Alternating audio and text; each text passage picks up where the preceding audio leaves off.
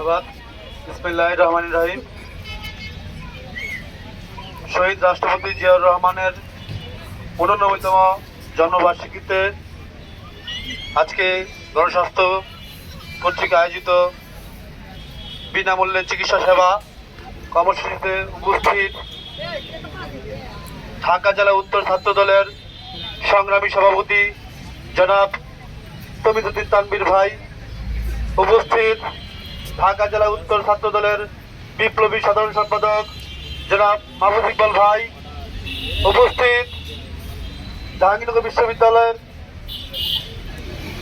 বিশ্ববিদ্যালয়ের যুগ্ম আহ্বায়ক সেলিম রেজা এবং উপস্থিত আমার ইউনিয়নের বিপ্লবী সাধারণ সম্পাদক ডাক্তার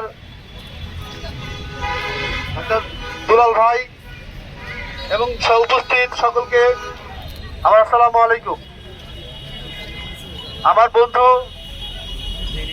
শেখ রনি যে কথাগুলো বলে গেছেন, এরপর আর কোনো কথা থাকে না। মানুষের কল্যাণে, মানুষের সেবায় ডাক্তার জাফরুল্লাহ চৌধুরী